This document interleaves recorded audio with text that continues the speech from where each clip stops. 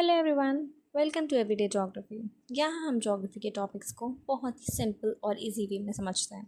Weather it's about our earth, sky, oceans या फिर climate and environment, we explain everything step by step with easy examples. हर video में हम एक नई टॉपिक को कवर करेंगे ताकि आपको कॉन्सेप्ट अच्छे से समझ आए बिना कंफ्यूजन के। So get ready to learn something new today, because geography is not just in books, it's all around us every day. Don't forget to like, share, subscribe, and hit the bell icon so you never miss an explanation from Everyday Geography. Let's begin. So today we will be learning about origin and evolution of the earth.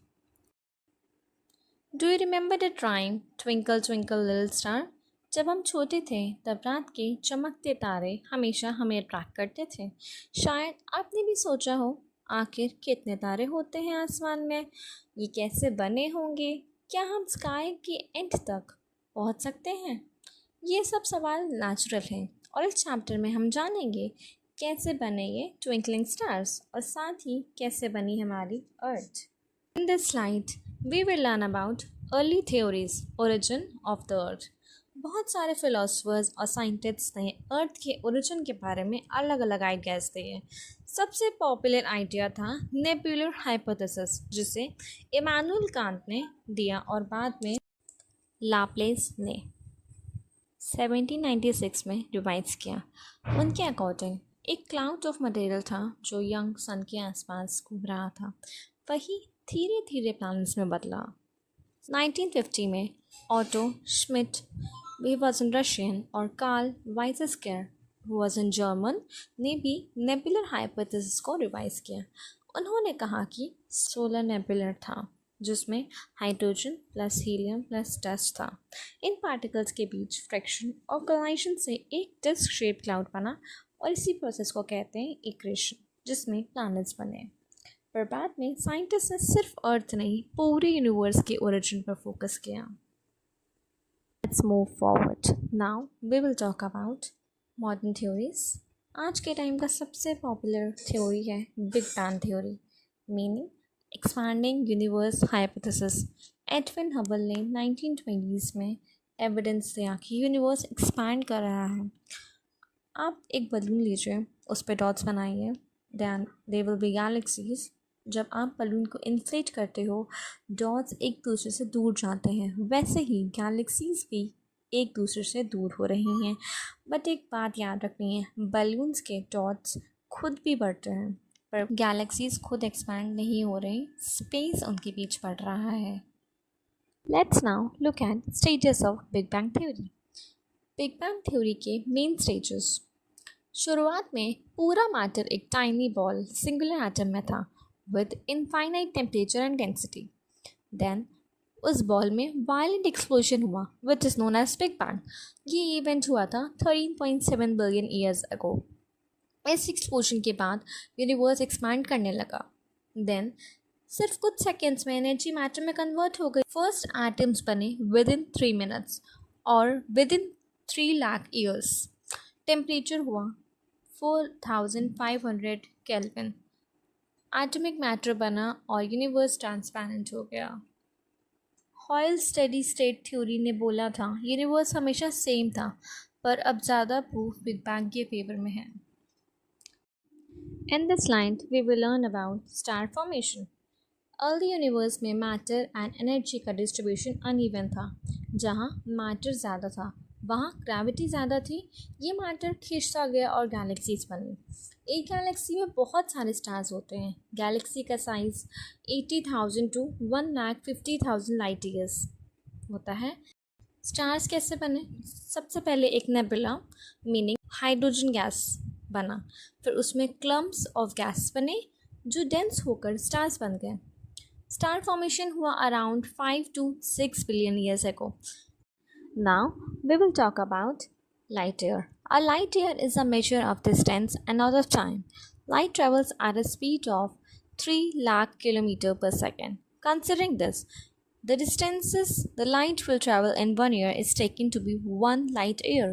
This equals to 9.461 multiply by 10 to the power 12 kilometers. The mean distance between the Sun and the Earth is 149,598,000 kilometers. In terms of light years, it is 8.311 minutes. Now, let's see the next topic, formation of planets. Within nebula, develop cores and rotating gas.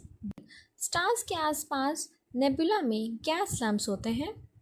As we all know, gravity से एक core बनता है और उसके आसपास rotating disk. The next stage is when matter condenses into small objects, which is known as planetesimals. फिर gas clouds condense होने लगता है और छोटी राउंडेड ऑब्जेक्ट्स बनती हैं. इन्हें कहते हैं planetesimals. The third stage is planetesimals का कोलाइजन होता है और वो मिलकर प्लैनेट्स बन जाते हैं.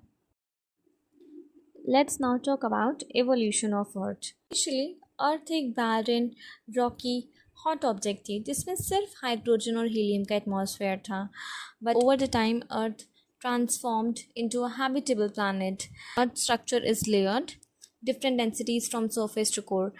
Earth has 3 layers: crust, mantle, and core. The core is divided into outer core and inner core.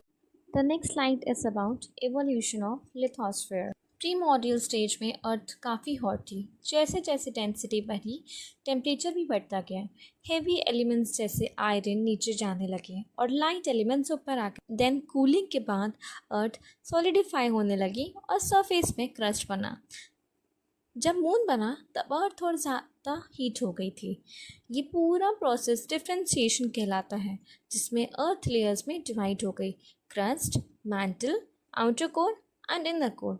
और क्रस्ट से कोर तक डेंसिटी भी बढ़ती है. In this slide we will be learning about evolution of atmosphere. आज के atmosphere में mainly nitrogen और ऑक्सीजन है. इसका डेवलपमेंट 3 स्टेजेस में हुआ. Loss of primordial atmosphere due to solar wind. Second stage is degassing. Earth's interior released gases via volcanic eruptions. Interior से gases continuously बाहर आई, mostly through volcanic eruptions. जैसे जैसे अर्थ cool होती गई, वाटर वेपर कंडेंस्ड हुआ, CO2 rain water में घुल गया. रेन इंक्रीज हुई, पानी डिप्रेशंस में जमा होने लगा, बन गए ओशंस. ओशंस 5000 मिलियन ईयर्स के अंदर बन गए थे, यानी अराउंड 4 बिलियन ईयर्स ओल्ड है. The third stage is photosynthesis by early life forms added oxygen. Now let's see the next topic, origin of life. Initially earth and atmosphere were not suitable for life. Scientist कहते हैं life एक chemical reaction से start हुई जिसमें complex organic molecules बने. ये molecules एक दूसरे को रेप्लिकेट करते थे और ऐसे non living matter living sentence में बदला. लाइफ के पुराने रिकॉर्ड्स रॉक्स में फॉसिल फ्यूल्स के फॉर्म में मिलते हैं. Oldest fossils blue green algae जैसा स्ट्रक्चर 3000 मिलियन से भी पुराना रॉक्स में मिलता है. Life likely began around 3800 million years ago. अगर आपको ये वीडियो हेल्पफुल लगा हो तो प्लीज़ लाइक करें, शेयर और सब्सक्राइब ज़रूर करें. कमेंट करके बताएं अगला वीडियो किस टॉपिक पे चाहिए. Till then, keep learning, keep exploring.